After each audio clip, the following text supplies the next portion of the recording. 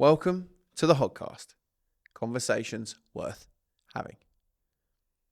Nearly 60,000 people, just like you, have pressed play on these episodes across all of our platforms.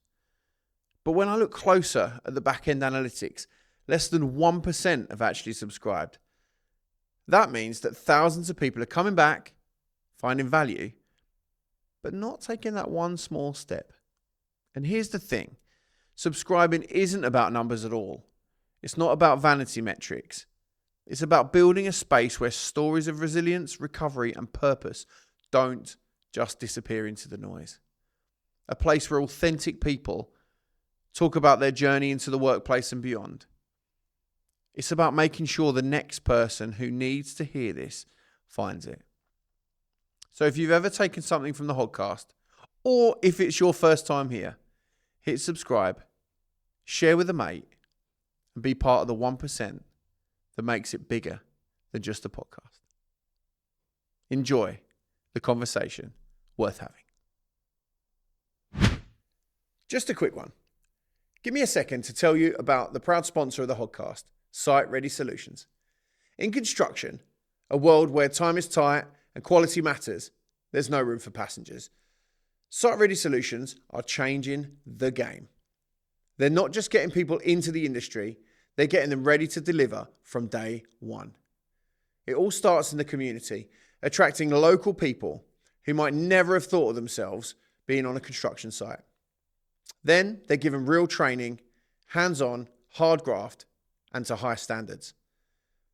They're placed where they're needed the most, with the right mindset, skills, and the ability to be productive from day one.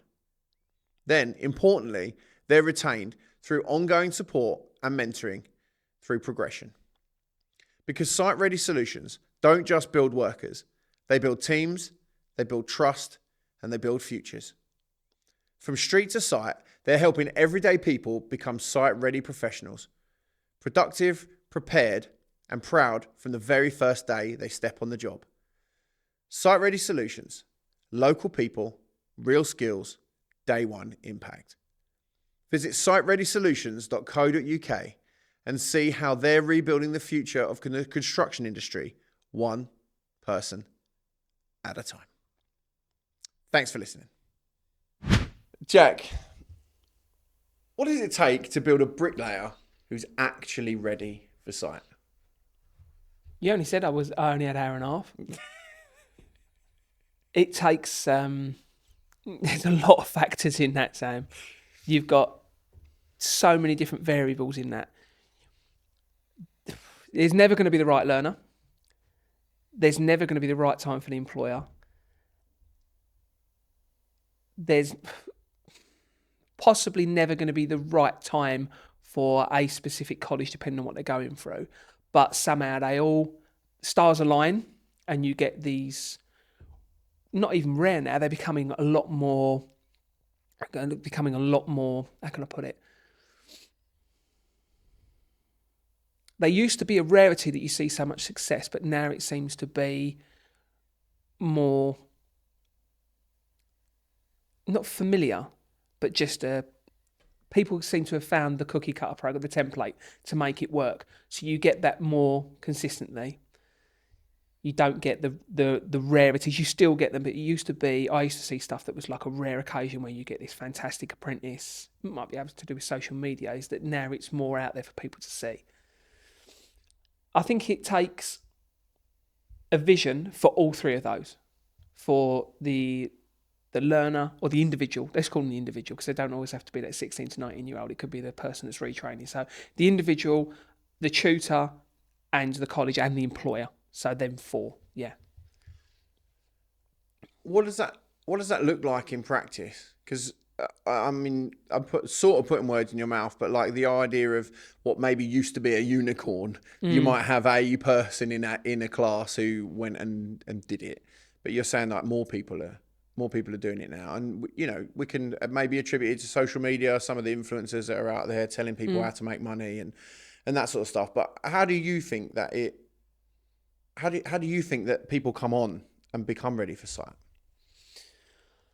I think the idea now that bricklaying is changing in terms of the admiration. The respect thing. It's more the admiration for being a bricklayer, and the appreciation for being a bricklayer, for the craft, the mindset, the entrepreneurship behind it. All of them things are a huge contributing factor. And I think people are now. It used to be when, I assume when you was growing up, you're a similar age to me, I think. It's when you was growing up, everyone would tell you, if you wanted to get into construction, the one thing that I always got when I was growing up, my dad was a bricklayer, was you want to be an architect. I used to get that growing up all the time. You want to be an architect. Why? Because they make loads of money. Great, okay. I haven't got a clue what an architect was going through primary school, secondary school. Even when I started working with my old man, I didn't know. But when you get into now, people are going, I get it all the time. It's open evenings, etc. at the college.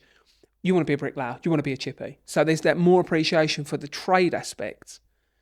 And I think there's so much that goes into that because of the industry you're going into, the community feel of it, the feeling of being looked after at times that comes with that trade. That's interesting. You talk about the your dad and the you want to be an architect and that sort of stuff, but you aren't an architect. No. You are a bricklayer, but you're not a day in, day out on site bricklayer necessarily. No.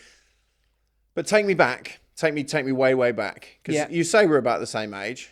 I mean, that's very presumptuous of you for a start. I'm obviously considerably younger than you. You probably are. No, I don't think I am actually. I'm 38. What are you? 40. There you go. I just look 50 because I had our paper. Yeah, that's fair. Weathered. Well, I'm weathered.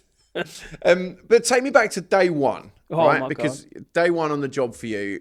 What is your first memory of bricklaying? 4 years old. Wow. 4 years old. I can tell you my first memory, 4 years old, was with my dad. My dad, sadly, my mum and dad split up when I was 5, but I remember vividly in my mind that 4 years old, my old man obviously had a job around the corner, just a weekend job because he was a site bricklayer himself. And he said to me, do you want to come and work with me? Of course I did. Go around the corner, and he was taking down a garden wall and rebuilding it for a customer. And he said to me at 4, he gave me a lump hammer and said to me, right, I want you to take down that section of wall. And it was just a garden wall, typical garden wall gate, and then another section. No worries, Dad. So, of course, I've gone and started taking the wall down. You're 4 years old, you've got a lump hammer. The old man's not far away, but he's got his back turned, so I'm belting the life out of this wall. Got it down, I was happy as anything. Not listening at 4, I've then done the one side, not realising the other side of the wall, the other side of the gate, he'd built that day before. And I've then taken the hammer to that and started knocking it down. Bless him, he's gone to knock up round the back of the van, and he's come up and he's gone, what have you done? Like, he didn't, from memory, I don't think he ripped me off that much that I was in floods of tears, and that was it. That was the end of me going and helping him, but I just took everything down. Stuff that, he just literally built it the day before. And that was my earliest memory of being on site with him, or being involved with him. I love that. The idea that speaks quite a lot, maybe, into where you are now, because, instruction is key. Right? And arguably not taking 4-year-olds to your private job probably these days. I don't think you get away with it now. You're talking 1989, 1990, it was kind of considered a factor then. Flip-flops were still acceptable sitewear then, weren't they? And no hard hats and all that sort of stuff. Oh, yeah. I mean, he had the high shorts known to man. They were just ridiculously high denim shorts. I can always remember that when I was a kid. So no, I don't think, like you say, taking your 4-year-old to work would have been a good idea. No, fair. Well, so that obviously shaped the start of your career, if you will, in bricklaying, and I'm guessing you went back to site with your dad and stuff. I worked with him up until I was, I worked with my old man until I was 17. So I went to get, I think I said about the paper round thing. I remember I went to a paper shop round the corner when I was about 9, 10. A mate of mine had a paper round, so I was like, yeah, it's a good idea. He did it after school. But I was always up in the morning anyway and early. So I wanted to go in, see how much it was, and I can vividly remember them saying back then, which you're talking probably, if I was 9, 10, you're probably like 1995, is they would even recruit you then as a paper boy. And I think it was about 14 quid a week. Wow. It was mental. For a 10-year-old, it that's was crazy. That's like weekend millionaire. But it was like, and I remember going home and saying to my mum, as I say, my mum and dad had split up by then, and going to my mum, really excited. And I rung and had a phone call with the old man every night at 6. And I spoke to him that evening. He was like, "You ain't doing that. It's like, you're not going doing that. What time you got to get up?" And I can't remember what it was. And he said, "You can come and work with me at the weekend." So my dad lived in the East End. He lived in Bow. I lived in Cheshunt, so that sort of way. And I'd go and see him. He'd come and pick me up. So occasionally I'd go and stay with him on a Friday night, then go and work with him. And he paid me 20 quid for labouring. And you got to look at the amount, and that was it. That stuck from probably about the age 10 right the way up into weekends, half terms, Easters, school holidays. I was his labourer. Wow. And then when you after that you became a bricklayer. You learned to lay bricks. How did you learn to lay bricks? Were you on site with your dad, or were you college, or was it what route did you go down? On site with the old man, and then he said, "I want to push you into computers." So I wanted to get into IT. So just a turn of the millennium, pushed me into IT. Went to the college that I work at now. Did an IT course for a year. I enjoyed it. It was good. Don't get me wrong. I did same model as what we've got now, 3 days a week. So the other 2 days, 3 days a week, I was working with him. And then I got through that course, and then I was like, "Dad, I've done a year at it. I don't want to do this, mate." So I went back working with him. And I can remember there's a vivid story. The week afterwards, I'd done the IT course. So, started to trousers, shirt, etc. And then gone back working with the old man. He was working a job in Stoke Newington. And it was a winch and pulley job, and I was doing the muck for him. So I set this muck up on a Friday morning or something. And I said to him, "Is that all right?" I always used to check with him. "Is that all right?" He was like, "Yeah, it's all right. It's just a bit wet. Just stiffen the next one up. No worries, mate." So I've knocked it up again. I've got to remember, I'm only 16, so I've sent it up on the winch pulley. And he didn't even give me the second warning. He just fired the bucket over the scaffolding. He literally poured the muck on me. Like 8:10 in the morning, and I'm just standing there. And I can remember like fuming, absolutely fuming. He just looked at me with that look of, "Really? Like, you're going to..." And yeah, so I've gone from doing an IT course that I thought, I'm enjoying it, but do I really want to do it, to going, I'm standing here freezing cold with muck all over me, but still loved it. So I then went back to the college and started doing my bricklaying course. And at that time, they had a programme going with Taylor Wimpey. Really good relationship with them. And then I got on with those guys and started as a Taylor Wimpey apprentice, which was brilliant. Fast forward, obviously, 2 years. They had old qualifications called the ICA, which was the Intermediate Construction Award, I remember. And then I got onto my apprenticeship, finished that, and then I was an improver with Taylor Wimpey. Nice. Yeah. Working with your dad is obviously very different to working on site with Taylor Wimpey. Have you got a first memory of working on site with Taylor Wimpey? And how did that vary? Obviously it varied quite a bit. But was there someone who sort of took you on as a bit of a mentee-mentor relationship, or were you sort of how did that work out? It was very different to what it is now. So you was kind of lost in translation. I remember vividly, like your PPE and things. Fucking, this is different to working with the old man. But there wasn't anything that sticks in my mind that I had a mentor like you see so many great programs and people that do it today, which I think is huge improvement. There was obviously the newer stuff that I was doing, from going and working domestic, smaller stuff with the old man, and not installing all of these stuff, insulation and stuff like that. I was just his labourer. So then being put on an apprenticeship where you had a responsibility to do all that, I remember taking it very, very seriously. That's what I got to do, and I always had that eye for quality that has later helped me in teaching. The turning point for me that I left them was a Friday afternoon, and the geezer emptied his spot board down the cavity in front of me. And I just remember looking, I was like, "What are you doing?" And his term was, "I don't care, it's not my house." And I was like, went to the charge, and I was like, "I can't work with that geezer." And to and fro, anyway, I left, and I was like, I want to work for a smaller builder. And then at that time, when I was working for that smaller builder, is when a good friend of mine who worked at the college said, "There's a job going here for teaching in the evenings." I was like, "Okay, no worries, brilliant." And that's how I got my foot in the door with FE. Nice. And I'm really interested at the idea that Firstly, that someone would get away with putting the rest of their spotboard in the cavity. Yeah. Like, I mean, that doesn't happen now, obviously, because the NHBC or the whoever LABC or whoever it is comes down with like the brightest possible torch, like something that's hotter than the sun looking down the cavity. And if you've got the tiniest snot, you get RIs or whatever. Yeah. But you said you have an eye for detail. Just talk me through how you got from being because I mean you didn't go and grass the geezer up, obviously, because it's not that, maybe that's not the right word to use because that's quite negative, but you didn't hold them accountable necessarily. That's probably a better way of doing it, because you're the junior in that situation, and and you've got to work with them. But it was enough seemingly to make you change where you were working because you didn't feel like that was the right place to be. And I'm guessing that's no representation of Taylor Wimpey jobs. It's representation of that particular bricklayer. Gang. That particular individual. But no, for me, that was a turning point of going, this ain't for me.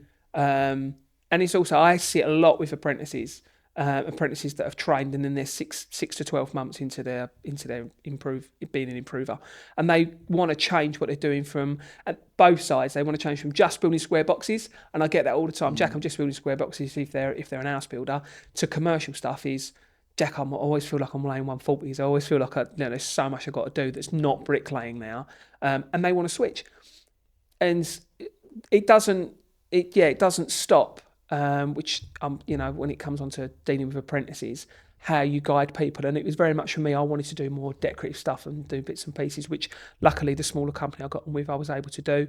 The more domestic stuff that I'd done with the old man and stuff like that, and had that keen eye for it. And I think that's kind of what also I'm able to do that through the individuals that I teach, is give them that creative flair in their brickwork. Because that's often the thing that gets thrown at bricklayers, isn't it? Especially young bricklayers. They're just line monkeys. Oh God, all they're good enough for is laying to a line. Yeah. And that, that's what makes you money as a bricklayer, generally speaking. Laying to a line is what makes you I would say probably 60-70% of your money. Building a corner does not make you any money. No. I mean, it's depending how you look at that, Sam. If you're going, yes, if you're on price and you're just house bashing, and yes, you will earn money that way. If you are the commercial bricklayer and there is features within that, that commercial, that high-rise block there, that if you can get on with a good bricklayer that can show you how to do them, and you've got someone in the office who's known how to price it, then there's a lot of money to be made. The common phrase that I hear all the time now is, the money's actually in the cavity. Everything that goes on behind that facade, that goes on behind that brickwork, is actually where the money is, because it's the fitting of those components, especially passive fire protection, masonry support. If you know how to fit them and fit them well, so that, like you say, they're not going to get pulled, you're not going to get RIs, you're not going to get that. If you get yourself a good reputation, I've trained apprentices that no longer lay bricks; they just go around and fit. But it works for them. It works for the employer. It obviously works for the principal contractor. So be it. Like, if that's what you've shaped yourself into doing, then great. Yeah, I wholeheartedly agree with you. We've got some jobs which are much bigger jobs. Obviously, as you know, I work for GSQ. The Hodcast is not my day job, unfortunately. One day, maybe. But we have what some people would class as house bashing jobs, where you've got the same 5 house types that you build across, 100 houses or whatever. But then we've got some stuff in London, and we've had some stuff in Stevenage where it is all about forming that cavity. And and the Metsec trays and the just the detail that goes into that. The drawings are crazy. Ridiculous. And they change weekly. It's not, absolutely. Which is great. And Bob Nozada actually said it when he was on here, that the idea that he gets cheesed off with people who say bricklayers are only good from the neck down. Because actually, I mean, really, you're only good from the neck down, because looking at you, I'm joking. Right. If you're not watching on the podcast, Jack's a very beautiful man. Oh, wow. Okay, well, I was going to make the comment and turn around and say we've got the same barber, and he must be the geezer's a millionaire because I see one in three blokes that are bald and got beards. No, I think I like that comment from Bob. Bob's an amazing guy. Got so much time and happy memories with Bob. And a really great way of putting that is that they're only good from the neck down, when there's a lot more going on in there.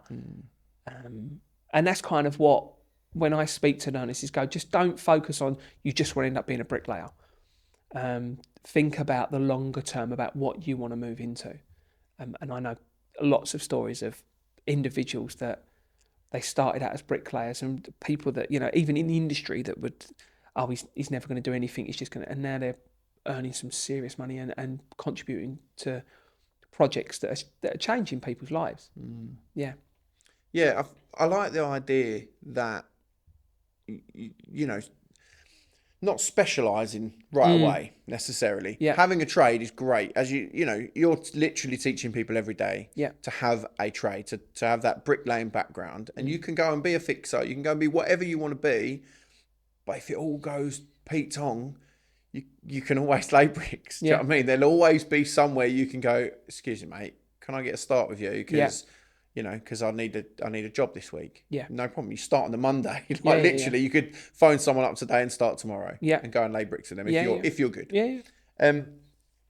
The idea that we're no good, well, I say I'm not a bricklayer. I'd love to be a bricklayer. Don't get me wrong. And my plan is to learn. But what I really like is, at the moment,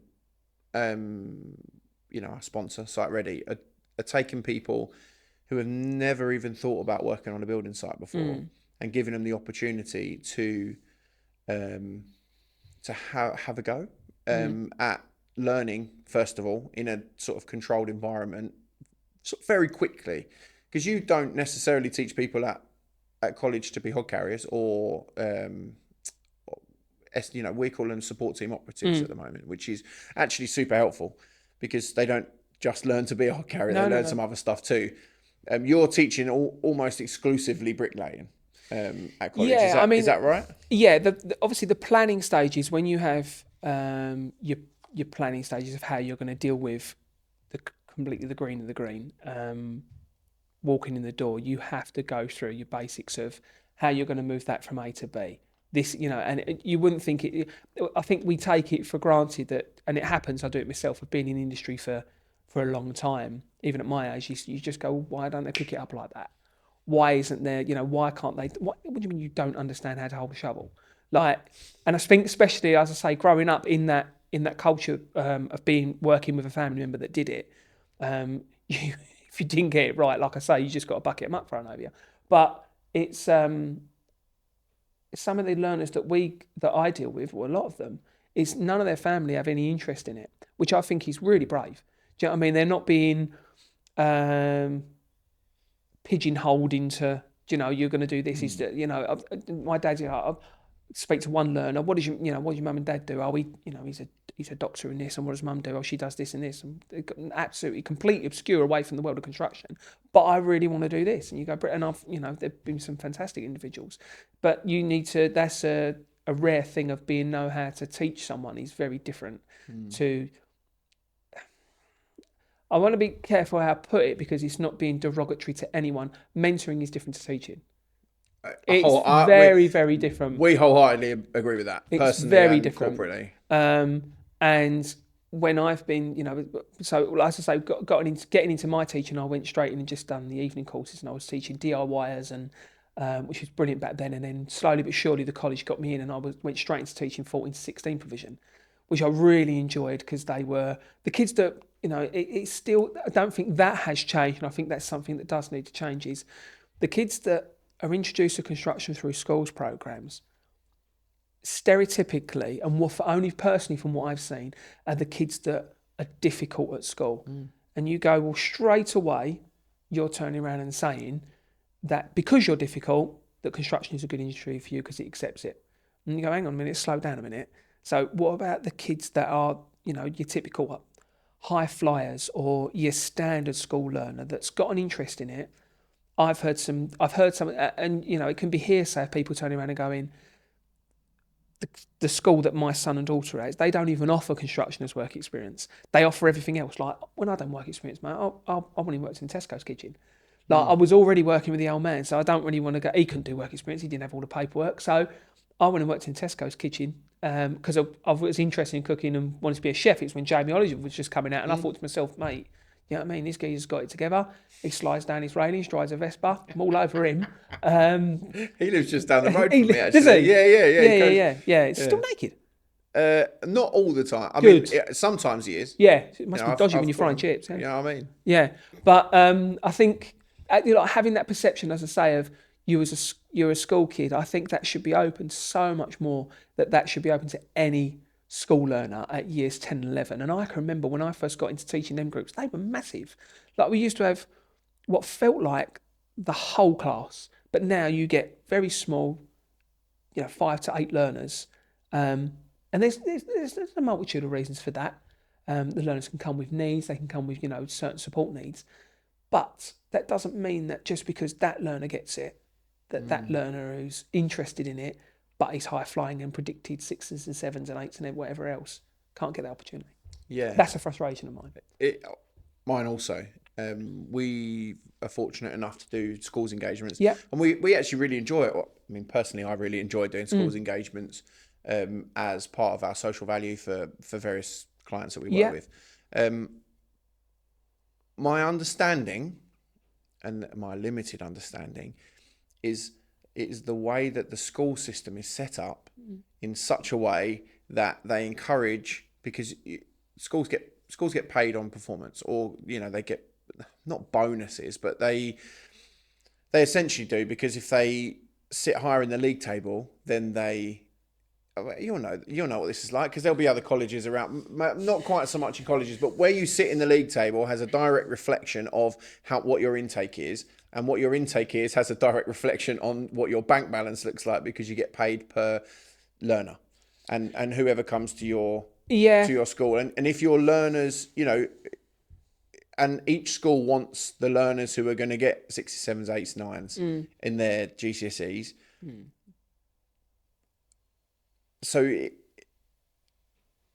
the frustration is real, because just because you got a 7, 8 or a 9 does not mean that you wouldn't be the best bricklayer out there. In fact, you probably would, because if you're really good at maths, if you're really good at English, all that does is enhance your ability to be able to work out on site, because your bookkeeping is way better, your emails get better, all of the things that traditionally people struggle with. Yeah.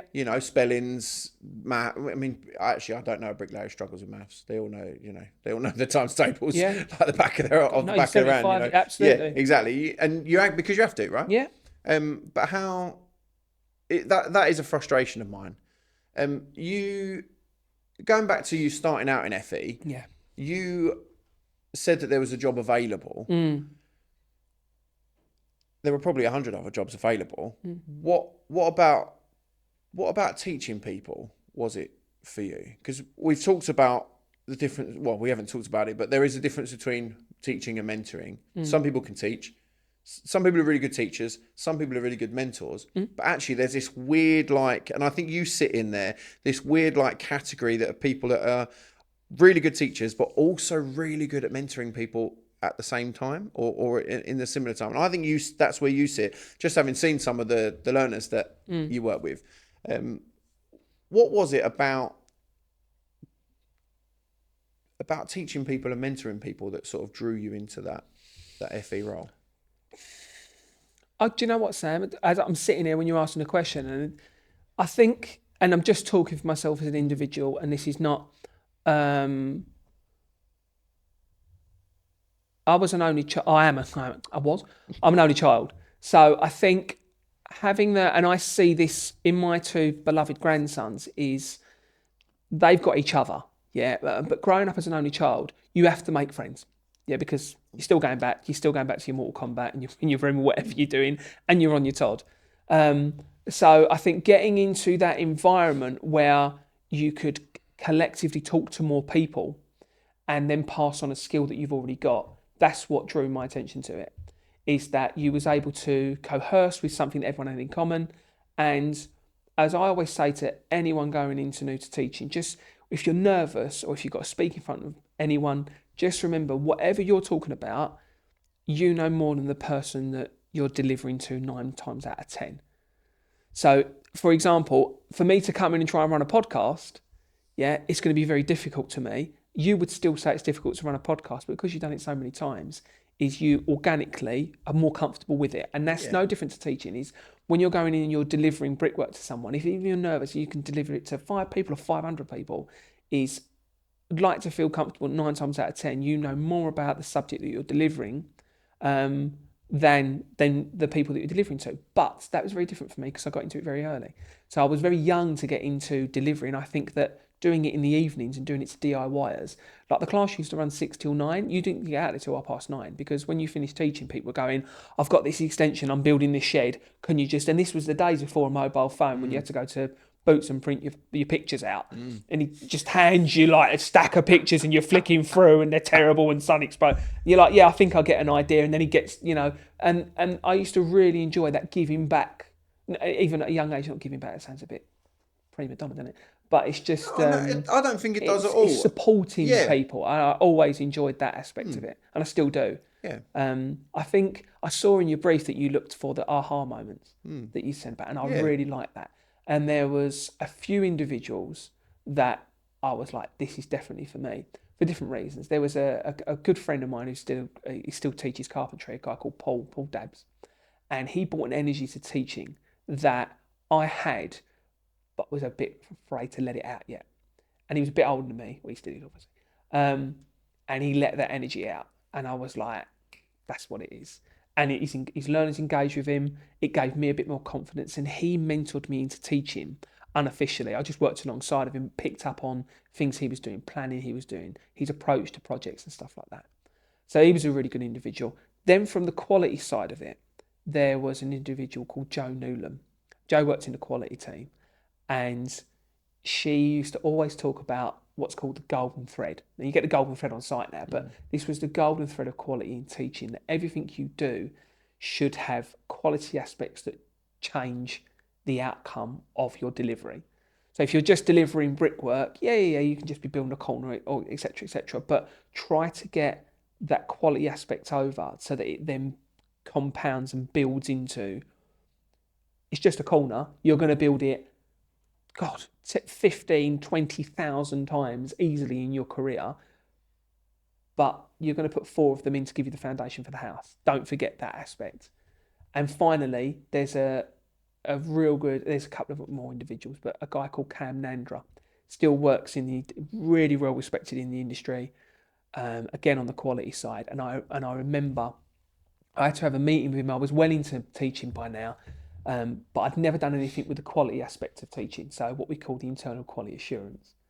And I was pulled in because sadly there was an issue that went on with a tutor that was asked to leave, and because of him being asked to leave, there was a delay in learners getting their certificates. From all different ages. The program that this individual worked on was right from schools right the way up to adults. So there was a lot of cohort. You're coming back to that reputation of the college. And I remember being in a room with Cam, and he was talking me through. He was like, you've got to go through basically 60 to 65 people's portfolios, find them, make sure they filled out what they need so we can award them their qualifications. I was quite young at the time still. And he said, do you know why this is so important? And I can still remember, and I literally feel like sinking into my chair now. And I said, yeah, it's because of the money. I said, it's because of the money that we'll get paid.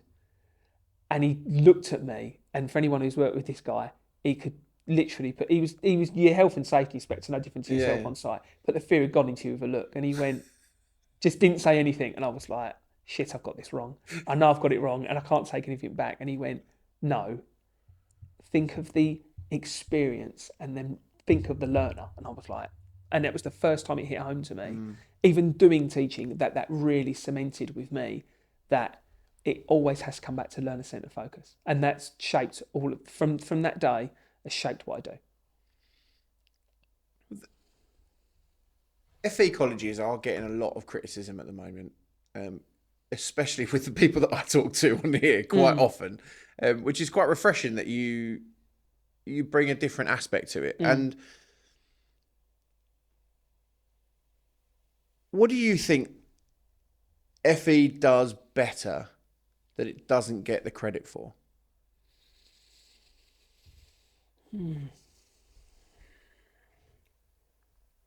Giving responsible autonomy is a statement I would make. Okay. Is the one thing that That's a lot of long words for me.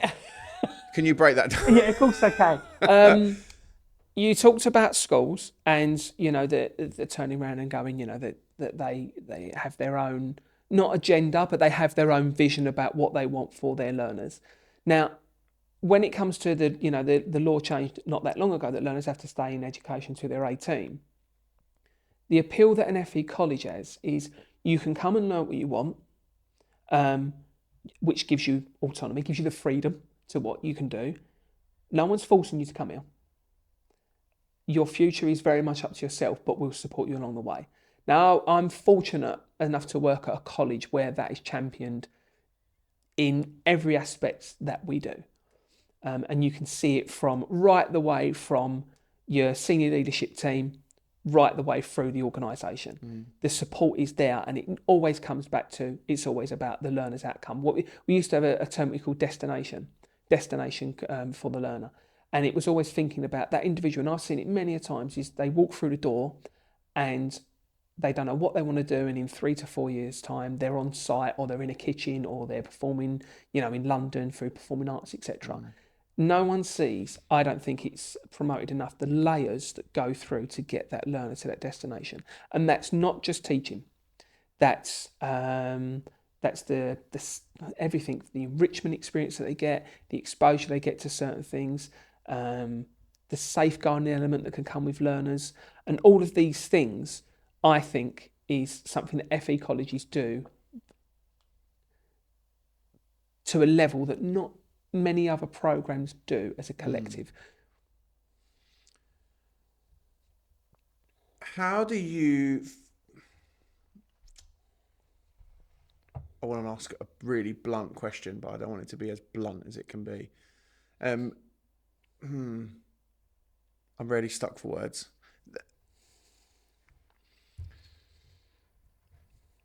My experience of FE colleges is that you can do 2 years, a 2-year bricklaying course, and come out and not be able to get a job or an apprenticeship because your funding has been used. So your apprenticeship funding is gone, and you can't get a CSCS card because you don't, or you can get a CSCS card, but you can't get a bricklayer CSCS card because you haven't done an MVQ or you don't have the right qualifications.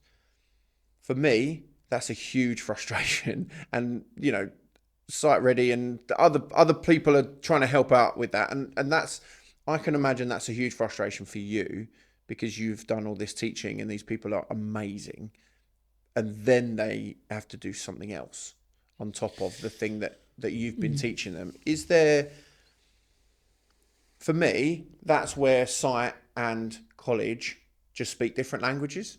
It's like living in England and then going to move to France, and you can't, trying to get a job. Well, I don't speak French, so you can't work here because everyone else speaks French and you don't. So you wouldn't even know what would happen if the fire alarm went off. Yeah. Do you know what I mean? So is there a frustration for you that site and college sort of speak slightly different languages? There's not that not that they don't speak different languages, Sam. I think the frustration is that too many tutors are not given the opportunity to engage with local employers. I think that's a frustration. Okay. Yeah. And fortunately for myself and a few selective others that I know of in the industry, we talked about Christian earlier, in forging those strong employer partnerships. Now, whether that's with one sole employer or whether it's with half a dozen, could be 12, could be multiple, is if that's formed, and that takes time. That is not just, doing an open day, getting people in for a breakfast morning, and suddenly all of these employers are going to come in. That takes trust, because it takes trust from both sides. It takes trust for the employer to be able to trust the college, to be able to go, I want to come to you to get work experience, to get an apprentice. I trust that you're teaching the right way. And there's also trust from the college to go, is this employer right for us? Can they meet the needs that we do, like I just spoke about earlier, of making sure that they're going to mentor our learner, because there's that responsibility. They're our learner. And if we let them out on work experience, are they going to be a responsible company? So that's a frustration, is that I wish that was promoted more, the difference that employers can make to local colleges. And I think if there was anything that I think I would love to do, is to promote that it can be done, and the amazing outcomes that can come for everyone involved when it does click. You talked about earlier, Sonny Rand, saying about the funding thing. Funding is very different for your full-time course to apprenticeship. You get separate funding for that. Yeah. However, when you get to a certain level, you are right in turning around and saying that once you've used up your level 2 funding for a apprenticeship, it's not available again. Yeah. And I had that scenario when we was just talking about high levels of maths and English. I had one of my apprentices who finished his level 2 Bricklaying standard. It was a recent one. He flew through his endpoint assessment, distinctions across the board, and wanted to go with his employer to do his MVQ level 3. And during the enrolment phase, it came up that he couldn't get funding. And I was like, well, he's not over the age. I think he was 22 or something like that. And it came through that he had a level 3 already. And I was like, he can't have had a level 3. He's only just done his level 2.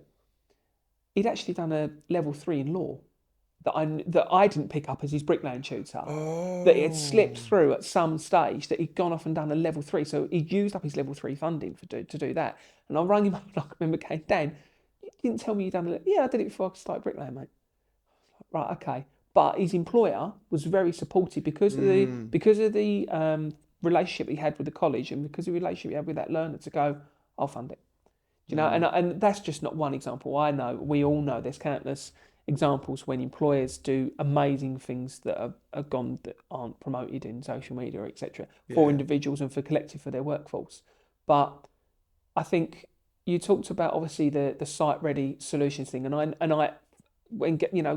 aware I've got a good ring up Garry. I spoke to him not only on Friday, and he's got some great ideas, and I think site ready is fantastic. I think the whole sort of I want to come away, like you say, they're not labourers or odd carriers, you call it. Support team operatives. And I think absolutely supporting operatives is a really good term to have for them, because there are them learners.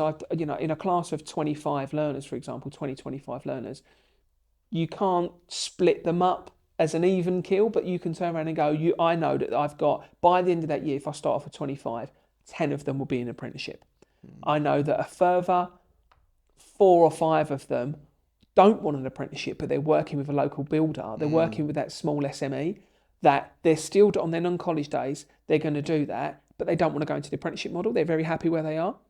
And then I get another section of learners that even on a level 2, with the whole will in the world, you can't get that individual to go into work yet. For whatever reason, they're not ready. Now, I'm not going to say that every learner that I put into an apprenticeship has been a success, because I've put learners in at trials, have done exceptionally well with the employer. The employer's massively supportive. We've done everything right. After the trial period, 3-4 weeks into it, they stopped turning up.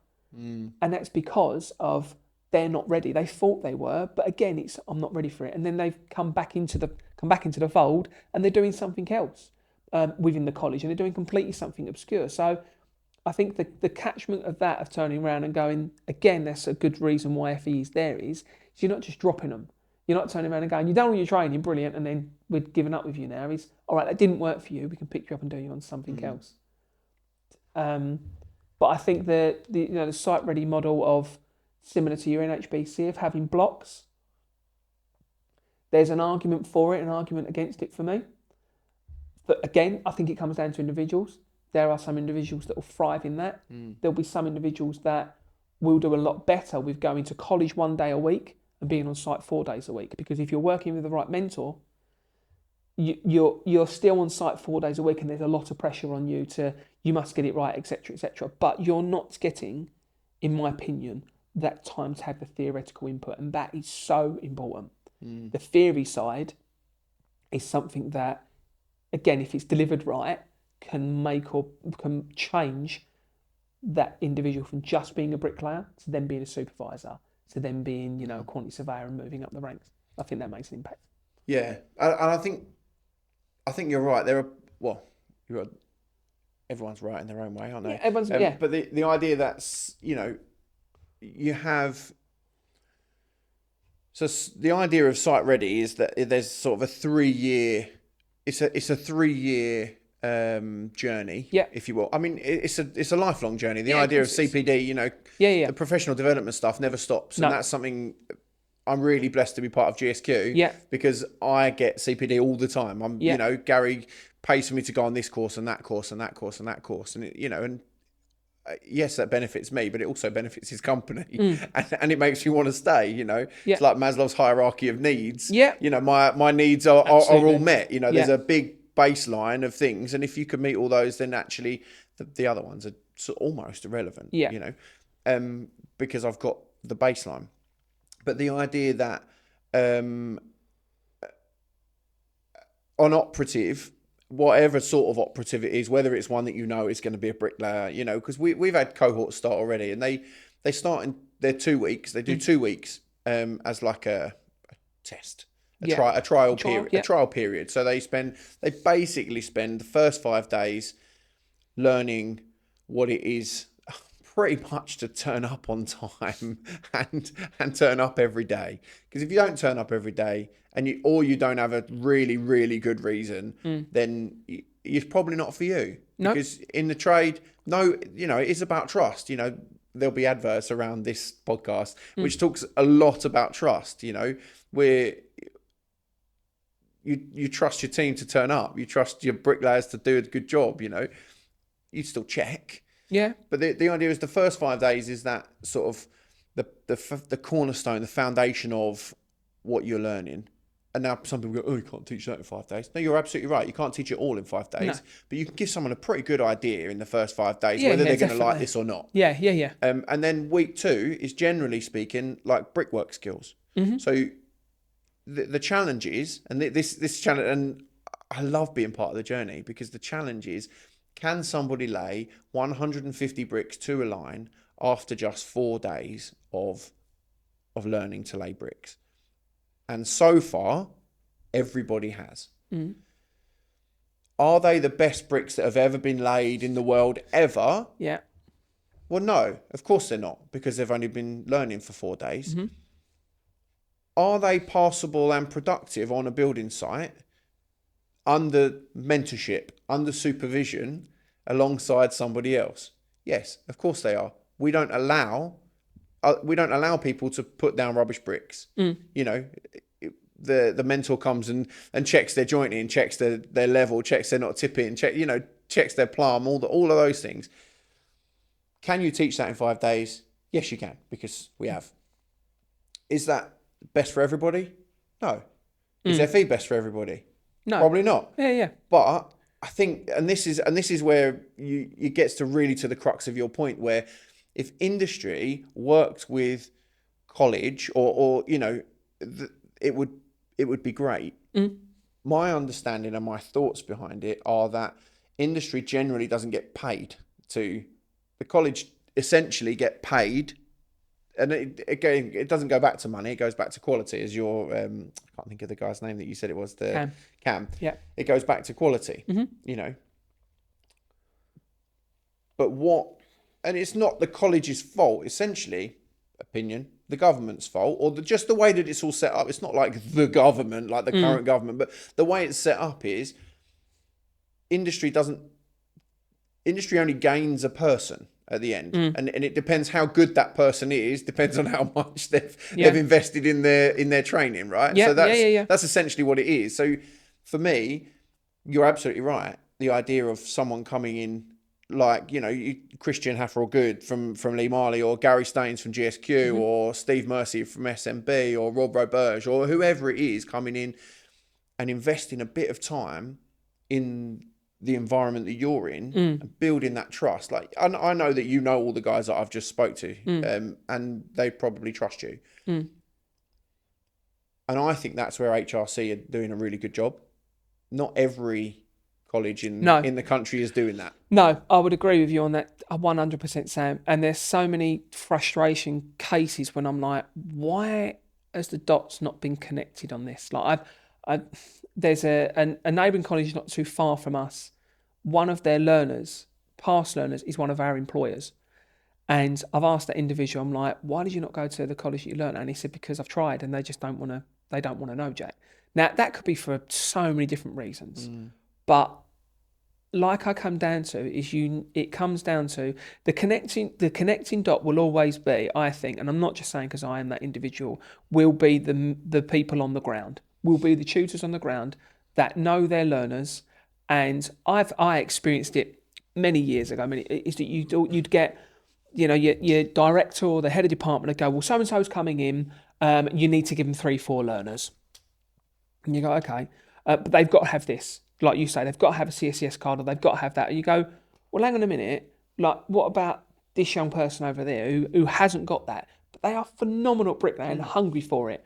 Well, do they, but I don't know, hypothetically, I think it's hard with the Section 106 thing because of the postcode thing. And I still get that all the time. I had it only last week, someone saying to me, Jack, I need someone. I'm on a job in Barnet and I need someone, but they've got to come from Barnet. I'm like, well, why are you talking to me? Yeah. Have you got anyone?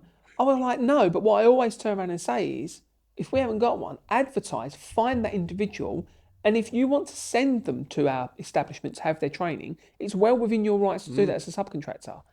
If you value that training, and I think that's, again, another good thing why Site Ready, because of the fluidity of it, because it's able to move in, is a fantastic model. But I think coming back to you mentioned Christian. I've known some other really good individuals. I've just Mark Tempest, who works at another college and went to a really good tutor down there. I've seen some really, really good individuals that understand, and the passion is for their learners to not just be at a diploma level, to move into an apprenticeship and move on from that. And that's the value that I certainly get. Is there's two factors that I get is watching it, knowing that individual walked in, as I say, with not a clue what they wanted to do, knew they was interested in construction, and then I'm giving that person their certificate on site and going, you're fully qualified now, off you go. I think that's the difference between what you do and what others do. You're teaching a trade, others are teaching people to pass a course. I'll teach you more than a trade. I'll teach you I hope I'm trying to teach you how to be a well-balanced individual. That's massively important for me. And again, that comes from experience, Sam. That comes from the experience of teaching, having time in the workshop, having time in the classroom, having genuine discussions, not just about brickwork, but about opinions on certain things, giving them a safe space. You say yourself, the podcast is a safe space to talk about what you want, but still controlling the parameters of that. I think that's really, again, that comes with experience.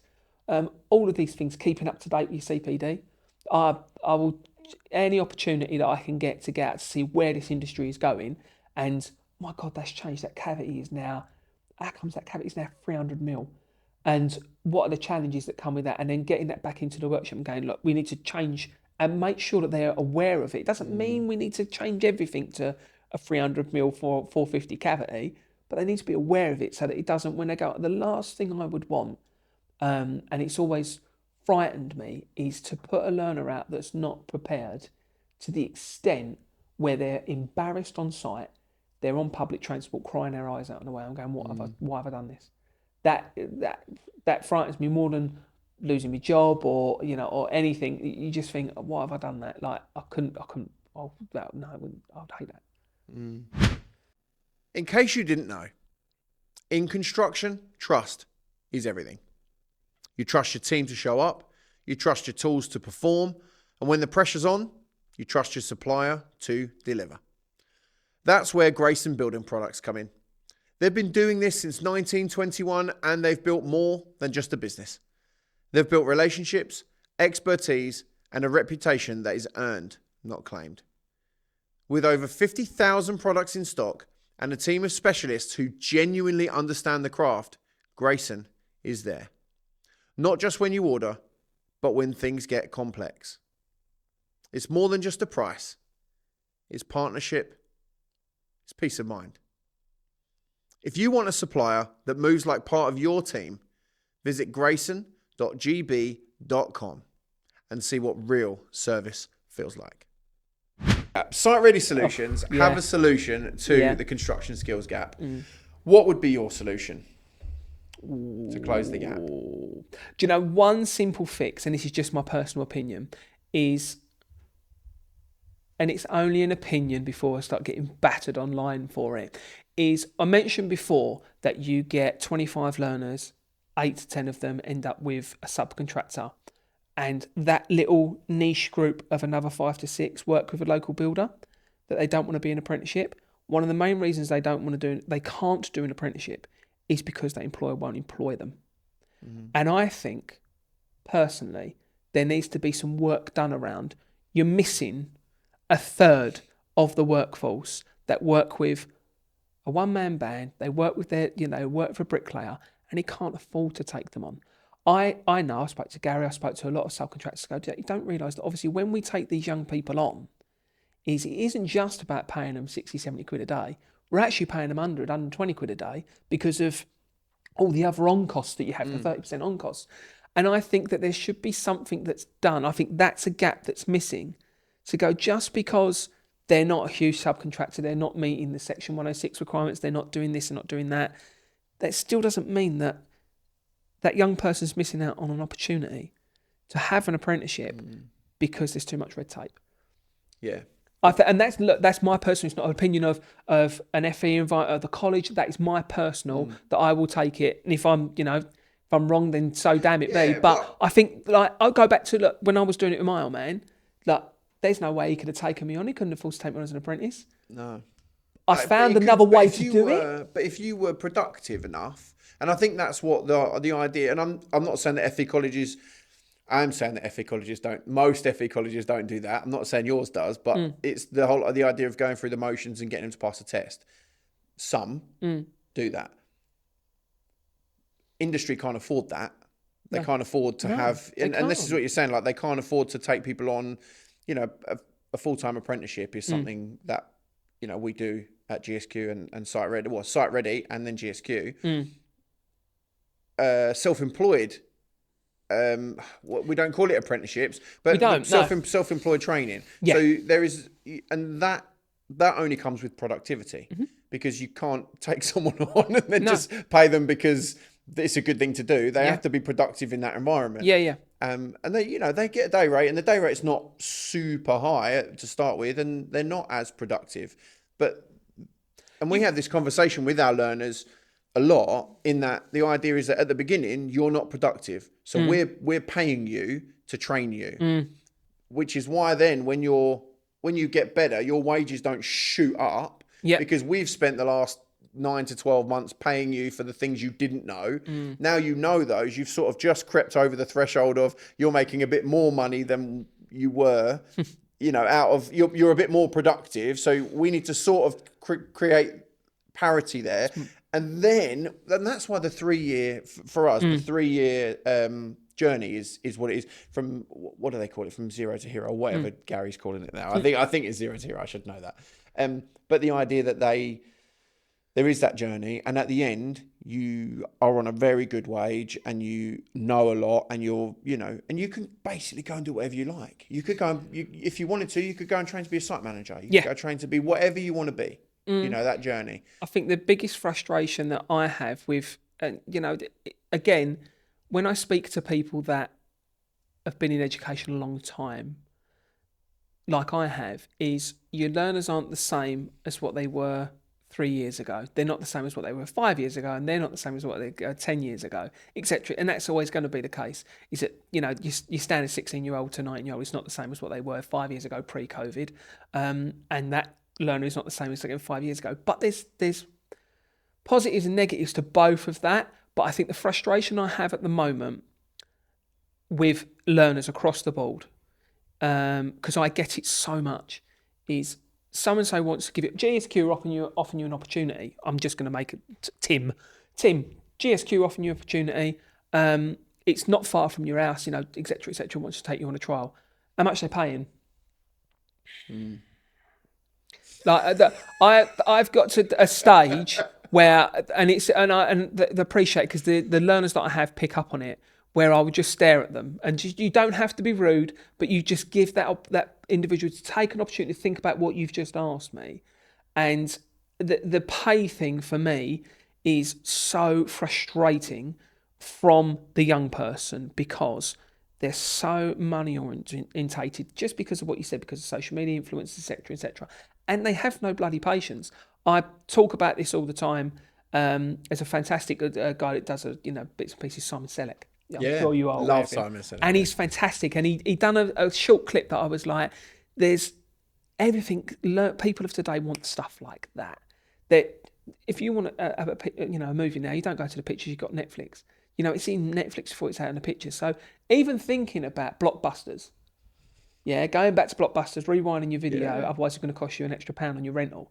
Kids can't think like that. They can't think, I want something, saving up for it, whatever it is. Now you get Amazon Prime, it's there the next day. And that's very much then becomes their behaviour for how they see their qualifications, their career. It's wider than the individual. It's just how the culture is of today. And it's very frustrating when it comes to the labour side of an industry and the craft side of it. Is even when I have apprentices, and again, this is, it's being transparent, there's that frustration that I've had apprentices, I had one not that long ago that was supported by the employer, supported for 18 months to 2 years, really, really well. We always get it. We seem to, myself and Mark, who works at the college, we seem to be that sanding post that goes, when do you think I should ask for a pay rise? When do you think, I've done, I was on this, when do you think? And I just say to him, my personal advice is don't ask, be offered it. Show your worth, but don't be turning around and going, I think I'm worth this, because that's your personal opinion. Like we was coming back earlier, that's your opinion on something. But when they don't get it, once they qualify, and they go through their endpoint assessment, is they then think I'm a fully qualified bricklayer who can go and set out, a commercial block, and I've had those apprentices. I've got some fantastic stories of a young man that he did his apprenticeship with me, did his level 3, and now I know for a fact he's running 5 commercial blocks down at Thamesmead, and that is massive success for me. That is pride for me that is unmeasurable. But when I get these individuals that just qualify and then they turn around and go, well, I'm going to go and ask for £150 a day. And I think that's a mistake. Good luck with that. That's a huge mistake, because regardless of what you may think, you're shooting yourself right in the foot. Just wait, be patient. But people don't have patience. But it's value-based, isn't it? It's value-based. So, how much are they paying? Well, how much value are you bringing? Absolutely. Yeah. What are you bringing them? How much are they paying? Well, they're not just paying you to arrive. Yeah. Like, you have to, it's a direct output business. Yeah. You have to directly output, and then you get, you get reparations. You receive money for the output that you give. Yeah. So if, mate, great. If you're laying 200 bricks a day, we'll pay you for 200 bricks a day. If you're laying 100 a day, we're not paying you for 200. Why are we going to do that? I know. It's huge frustration. I think coming back to what I said earlier about that skills gap thing, you've also got to look at when they work with the smaller builders, if they've been labouring for them and they're paying them 80, 90 quid a day, and then they go into an apprenticeship, and because of the wider factor it's the drop, and they go, I'm only getting 60 quid a day. And you go, yeah, but that employer's paying you to come to college, mate. You're here 3 days a week, you ain't being you're not being paid by the one-man band who's only paying you for 2 days on a Thursday and Friday. He's paying you 160. Exactly. We, with the NHBC staff, got a 5-week block there. Yeah. The employer's paying them for 5 weeks. I know. Without any output whatsoever. And we, I talked to Lee Marley about that on here when he came on, and we're going to have Christian on, and I've talked to Garry about it, and I've talked to Bob, Charlie, Greenie, like everybody about it. And they all said the same thing. It's to do with value. It's to do with productivity. It's a huge gamble, that, as well, Sam, because you could get someone in, you say, in that AHBC block, whatever block it's going to be, and after 5 weeks, they stick 2 fingers up and go, I'm off. But that's the gamble of any apprenticeship, I think, as well, and coming back to what we said right at the start, is having that relationship of everyone involved, seeing the signs early and going, when do we interject? What do we need to do to keep that moving forward? I've had a couple of learners that have been wobbly in mid-apprenticeship stage and gone, I don't know if this is for me. And you figure it's nothing to do with work, it's to do with that thing down there. Now, and I think that's where we come back to the college thing, is that you have that support that can fix that may not be there with other people's models. Yeah. I don't know. Yeah, for sure. And I think, that's where I am on the skills gap. Well, as our closing tradition, we've been a while, which I absolutely love. But that's great. If you're still here, thank you. But the closing tradition is, if you could have anyone sat in your seat to having a conversation with me, who would you want to sit there? You mentioned Christian, so you get Christian on here. I think if you still want to stay on, your mentoring stuff, is Dave Mills. Mm-hmm. I've had some great conversations with Dills. He's highly, regarded in the industry. Does some great stuff with the Mentor Me. I think he'd be really good. I think he'd be my choice. Thank you. No, you're welcome. Well, thank you so much for taking your day off, moving your day off, and coming to join me for a conversation. And I look forward to SuperTrowel 2026 and all that brings. Yeah, it will be. It certainly will be. It will be a next level up, shall we say? Cheers. Thanks, buddy. No, thank you, Sam.